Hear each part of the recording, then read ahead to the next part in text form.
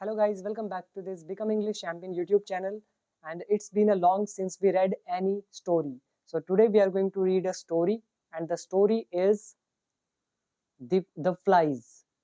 तो काफी interesting story होने वाली है, तो इसको एंड तक देखिएगा। मैं आपको ग्रामेटिकल कॉन्सेप्ट्स प्लस वोकैबुलरी बताता चलूंगा ताकि आपकी इंग्लिश इंप्रूव हो सके। और वीडियो पसंद आए तो लाइक, कमेंट और शेयर जरूर कर दीजिएगा। तो चलिए शुरू करते हैं आज की स्टोरी को। स्टोरी का नाम है द फ्लाइज। फ्लाइज आप जानते हैं मक्खियों को बोलते हैं, तो मक्खियां। Story goes like this.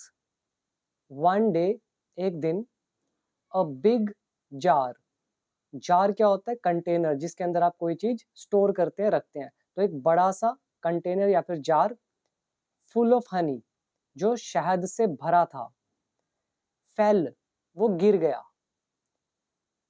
Fail यहाँ पे वर्ब की सेकंड फॉर्म है, और a big jar full of honey ये सारा है सब्जेक्ट। तो एक शहद से भरा हुआ जार जो बड़ा था वो गिर गया। फॉल मतलब गिरना, सेकंड फॉर्म होती है फेल, थर्ड फॉर्म होती है फॉलन। कहाँ से गिर गया? Fall from a high shelf. Shelf आप जानते हैं, ठीक है? शेल्फ जो होती है उससे गिर गया। हाई मतलब काफी ऊंची थी, और यहाँ पर फ्रॉम की जगह आप ऑफ का यूज करें, ज्यादा बेटर होगा। तो बुक में यहाँ पे फ्रॉम लिखा था तो मैंने फ्रॉम लिख दिया, बट यहाँ पे फॉल ऑफ ये ज्यादा अच्छा रहता है। जब कोई चीज किसी सरफेस से अलग होती है। मैं आपको थोड़ा सा बता दूं, जैसे मान लो ये एक बिल्डिंग है और नीचे है रोड। यहाँ पे इसके ऊपर एक कोई आदमी खड़ा हुआ है। अगर ये यहाँ से जंप करता है तो देखिए, पहले सरफेस के साथ टच था, रूफ टॉप के साथ इसका पैर टच था। तो रूफ टॉप एक सरफेस है, और नीचे जमीन ये भी एक सरफेस है। तो कोई चीज जब एक सरफेस से अलग होकर दूसरे सरफेस पे आती है तो हम ऑफ का यूज करते हैं, ओ डबल एफ। तो ऐसे ही फॉल ऑफ। तो कहाँ से गिरा? हाई सेल्फ से गिरा। On to the kitchen floor, kitchen के फ्लोर पर। बहुत लोगों को नहीं पता ऑन टू कब यूज करते हैं, ये भी मैं आपको बता देता हूँ थोड़ा सा। मान लो ये एक टेबल है और ये दूसरा टेबल है। अगर कोई चीज एक सरफेस से दूसरे सरफेस पर आ रही है लेकिन ऊपर होनी चाहिए, जैसे सेल्फ का ऊपर और उससे किचन के ऊपर, किचन का जो फ्लोर है, ग्राउंड, तो उसके ऊपर। तो एक सरफेस से दूसरे सरफेस पे जंप हुआ है, तो इसीलिए ऑन टू का यूज होता है, ऑन का नहीं होता। ऑन का भी यूज होता है जब एक ही सरफेस के ऊपर कोई चीज होती है, जैसे the ball is on the table. Ball table पर है तो वो मूव नहीं कर रही है, बट अगर वो मूव करके दूसरे टेबल पे चली जाए तो ऑन टू का यूज करेंगे। ठीक है? तो पूरा मतलब हुआ, एक दिन एक शहद से भरा हुआ बड़ा सा जार गिर गया एक ऊंची सेल्फ से। कहाँ पे गिरा? On to the kitchen floor, kitchen के फ्लोर पर। एंड और ब्रोक, ब्रेक की second form broke, into pieces, और वो टुकड़े टुकड़े हो गया। तो ब्रेक इनटू पीसेस का मतलब होता है टुकड़े टुकड़े होना, जो कि एक वर्ब है। और इसका सेकंड फॉर्म आप याद कर सकते हैं ब्रोक, और थर्ड फॉर्म ब्रोकन। तो दो वर्ड आप यहाँ पे याद करेंगे, एक तो फॉल फ्रॉम या फॉल ऑफ, और इसके अलावा ऑन टू का कॉन्सेप्ट आपको समझ में आया। जार इज कॉल्ड कंटेनर, जिसमें कोई सामान रखते हैं। बाकी सिंपल है, आगे बढ़ते हैं। आगे लिखा है द हनी, जो शहद है, कोमा लगा दिया। शहद कौन सा? विच, जो, स्पिल्ड आउट, जो बिखर गया। स्पिल का मतलब होता है बिखरना, फैल जाना। तो कह रहे हैं शहद जो बिखर गया। अट्रैक्टेड, उसने आकर्षित कर लिया। हनी यहाँ पे सब्जेक्ट है, अट्रैक्टेड वर्ब की सेकंड फॉर्म, तो पास्ट इंडेफिनिट हो गया। तो शहद ने आकर्षित कर लिया। और कौन सा शहद? विच, जो, स्पिल्ड आउट, जो बिखर गया था। विच यहाँ पर रिलेटिव प्रोनाउन का यूज हुआ है, जो किसी भी नॉन लिविंग थिंग को यूज बता, उसके बारे में एडिशनल इंफॉर्मेशन यूज करने के लिए इसको यूज करते हैं विच को। जैसे हनी जो है, इसके बारे में बताने के लिए हमने विच यूज कर लिया। तो इसने अट्रैक्ट किया, शहद ने किसको अट्रैक्ट किया? अ स्वार्म ऑफ फ्लाइज, मक्खियों के झुंड को। स्वार्म एक कलेक्टिव नाउन कहलाता है। जैसे जो स्टूडेंट्स होता है उनका ग्रुप, उसको क्लास बोल दिया जाता है। ऐसे जो शेर होते हैं, लायंस, लाइन्स के ग्रुप को हम प्राइड बोलते हैं, प्राइड ऑफ लाइन्स। ऐसे ही जो पक्षी होते हैं, उड़ते हैं, बर्ड्स, अगर वो ग्रुप में जा रहे हैं तो उनको बोल देते हैं फ्लाइट ऑफ बर्ड्स। ठीक है, तो ऐसे ही काफी सारे झुंड होते हैं, हर्ड ऑफ कोई भी एनिमल। तो ऐसे ही ये आप यहाँ पे वर्ड याद करेंगे, अ स्वार्म ऑफ फ्लाइज, मक्खियों का झुंड, ग्रुप। और दूसरा वर्ड याद करेंगे स्पिल आउट, बिखर जाना। तो शहद जो बिखर गया उसने आकर्षित किया मक्खियों के झुंड को। नेक्स्ट, दे सेट, तो वे बैठ गई, वो मक्खियां बैठ गई, एंड लिक्ड, और उन्होंने चाटा। लिक मतलब होता है चाटना, तो उन्होंने चाटा, इट मतलब शहद को। आगे लिखा है हैविंग हैड देयर फिल।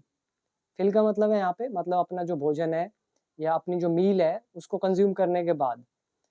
तो हैड जो है यहाँ पे, ये वर्ब की थर्ड फॉर्म लगी है, इससे पहले यूज हुआ हैविंग। हैविंग के साथ जब भी वर्ब की थर्ड फॉर्म मिले इसका मतलब होता है के बाद। हैविंग हैड देयर फिल मतलब अपना जो मील है वो खाने के बाद, या अपनी जो भूख है उसको मिटाने के बाद, या अपना पेट भरने के बाद, जो मर्जी मतलब निकाल सकते हैं, लेकिन सेंस आ रहा है के बाद। ये स्ट्रक्चर आपको आना चाहिए, हैविंग प्लस थर्ड फॉर्म।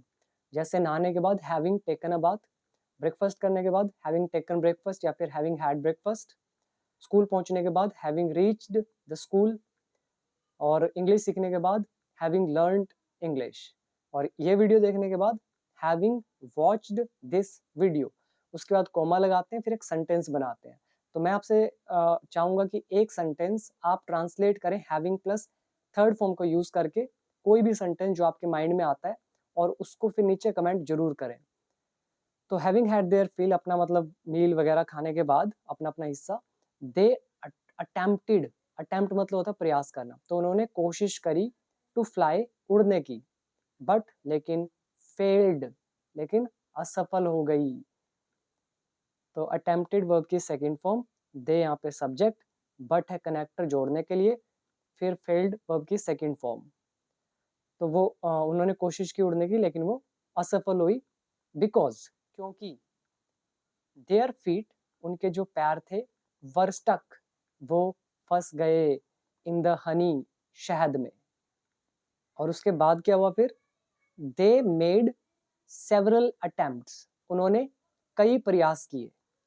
यहाँ पे देखिए मेक अटेम्प्ट, मेक अटेम्प्ट एक वर्ब है, इसको मैं हाईलाइट कर देता हूँ।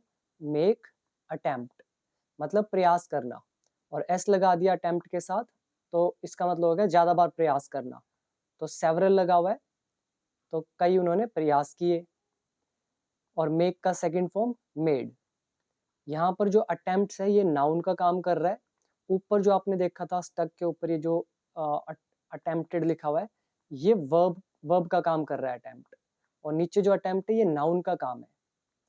ऐसे भी लिख सकते थे, दे अटेम्प्टेड सेवरल टाइम्स, ऐसे भी लिख सकते थे, बट एक डिफरेंट अप्रोच, दे मेड सेवरल अटेम्प्ट्स उन्होंने कई प्रयास किए, टू फ्लाई अवे वहां से उड़ जाने के, बट लेकिन, ऑल देयर एफर्ट्स लेकिन उनके सारे प्रयास, फेल्ड असफल हुए।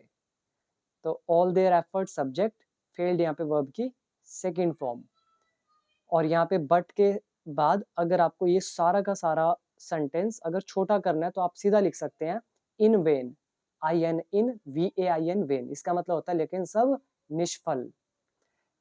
तो ऐसा बोल सकते हैं, they made several attempts to fly away but in vain, मतलब लेकिन सब व्यर्थ। और ऐसे भी बोल सकते हो, they made several attempts to fly away but all their efforts ended in smoke.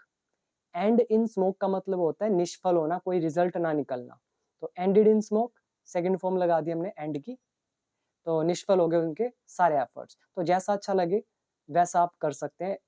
कहने का मतलब जितनी आपकी वोकैब पावर अच्छी होगी, जितने तरीके आपको पता होंगे, जितने स्ट्रक्चर्स आपको पता होंगे, उतना ही अच्छा आप लिख पाएंगे, बोल पाएंगे। So it is up to you.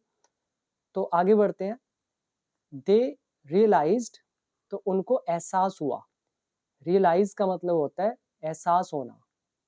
उनको एहसास हुआ, they were now in grave danger, कि वो अब ग्रेव डेंजर यानी कि गंभीर खतरे में थी।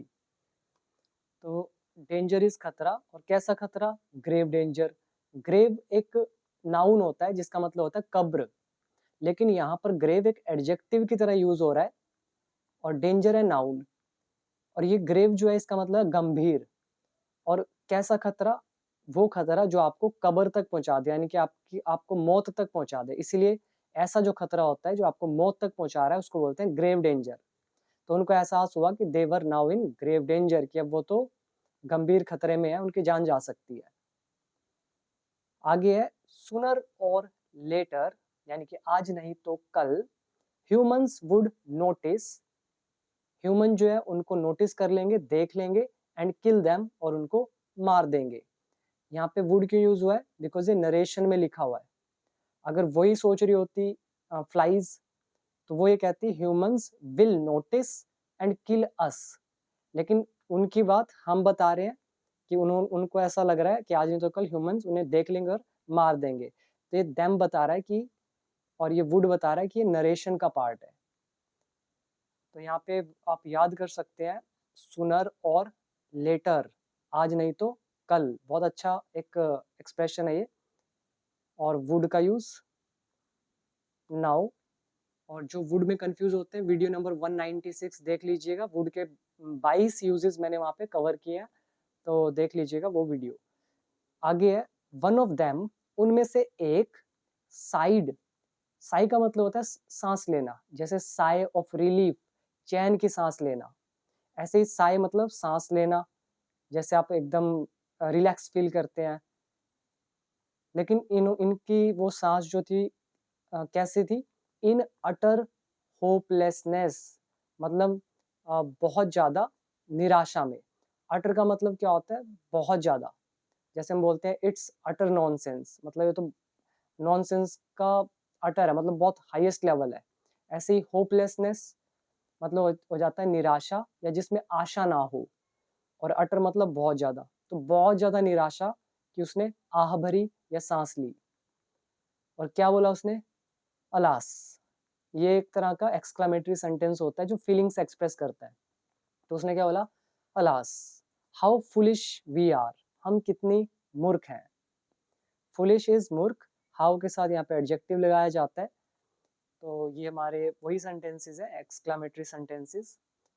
तो how foolish we are, we risked, हमने खतरे में डाल दिया, आर लाइव्स, अपने जीवन को।